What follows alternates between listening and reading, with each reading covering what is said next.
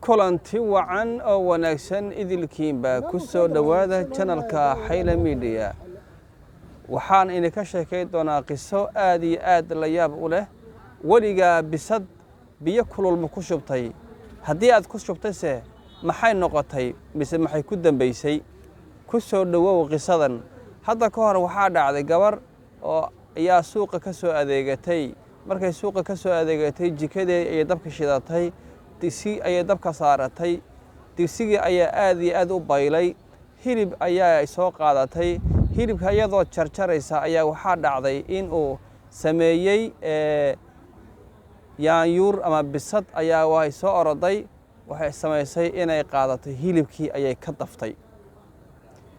naagtii way xanaaqday. yaanyuurtii ama bisadii ayay iska sii dabadaysay.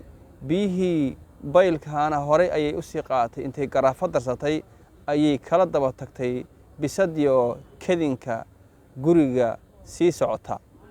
maxaa dhici doona? bisadii oo hilibka wadata ayay biyaha ku shubtay. bisadii way soo kogtay, aad iyo aad bayna u soo kogtay. intii biyaha soo hadhay ee baaqiga weelka ku ahaa ayay kor haddana kaga shubtay. bisadii sidaas ayay ku geeriyootay. si dacdarro ah ayay u dhimatay. haddaba maxaa dhici doona? naagtii waa ay soo laabatay. waxay ku soo laabatay jikadii. kursigii markii ay biyaha darsanaysay ama hilibka laga dafayey ay fadhiday ayaa waxaa dhacday ay ku fadhiisatay.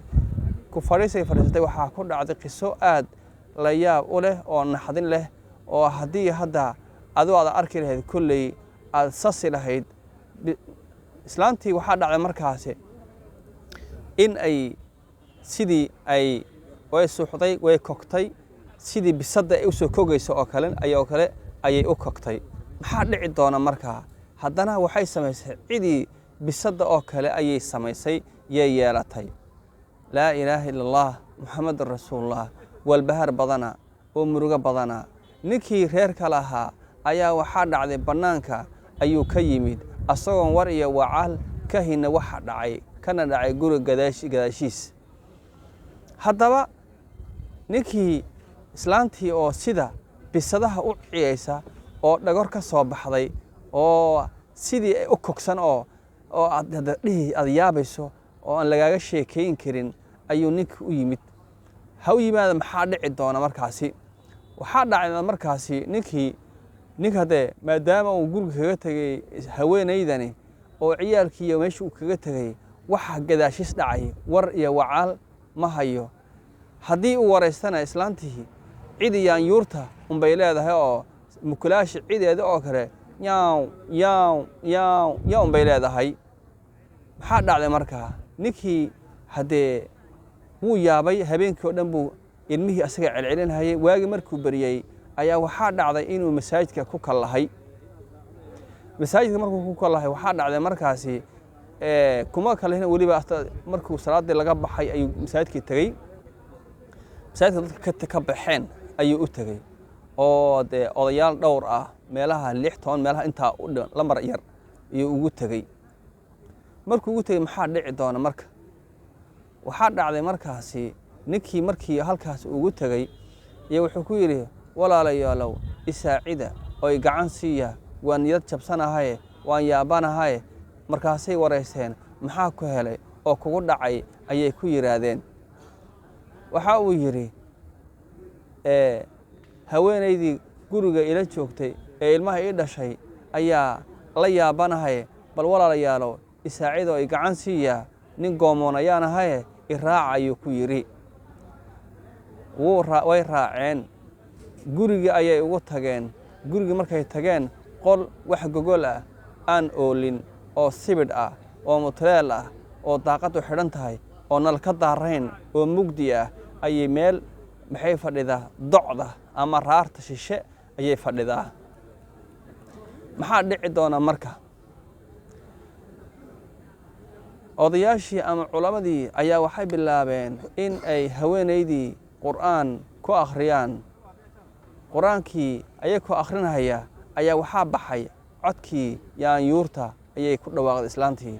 culamadii waa ay yaabeen oo way la yaabeen cida qofka bini'aadamka ka soo baxaysa. waxay is yiraahdeen maxaa halkan ka jira waxaa dhici doonta in ay ilaahay ku roonaaye waxay sameeyeen qur-aankii akhrinayeen ayay joojiyeen qur-aankii markay joojiyeen ayaa waxay ku yidhaahdeen war codkan meesha ka baxaya muxuu yahay codka meesha ka baxaya muxuu yahay bay ku dhaheen way yaabeen haddana waxbay ogaadeenba codka meesha ka baxayo inuu yahay haweenaydan inuu codku ka soo baxayo maxaa dhici doona islaantii markaa qur-aanka markay ku afuufeen oo qur-aanka aad ugu akhriyeen codkii ayay sii ziyaadisay qur-aankii ayaa la joojiyey waxaa la yidhi waa la waraystay maxaa dhacay baa la yidhi bal noo warran islaantii way warrantay maxoogaa way miyirsatay miyirka ayaa u soo laabtay maxaa dhacay markaa waxay samaysay waxay ku tiri shalay aroortii meelaha barqankii 6 saac meelaha markii la joogo ayaan suuqa ka soo adeegtay biyo dabka ayaan saartay baasto waxaan sameeyey bisad anoo hilibka jarjarahaya ayaa bisad waxaa igu soo waxay samaysay inay hilibkii iga dafto ayay samaysay maxaa dhici doona markaa hilibka markay daftay waan ka daba orday waxaan sameeyey markaa waxaan ka soo riday hilibka mana soo ridine waxaan sameeyey inaan biyihii baylahay korka kaga shubo bisadii markii koowaad bisada waa ay soo kogtay markii labaadna waa ay qayliday intay soo fiirisay intii soo hartay ee biyaha baylahay ayaan ku shubay maxaa dhici doona markaa markii aan ka soo laabtayba isla amankii qaabkii ay samaynaysay bisadii ayaan sameeyey cina waan ku daray waana ii jeedaa wax hadda aan samaynayo haddaba qisadan waa qiso la yaab leh waxaa suurowdaa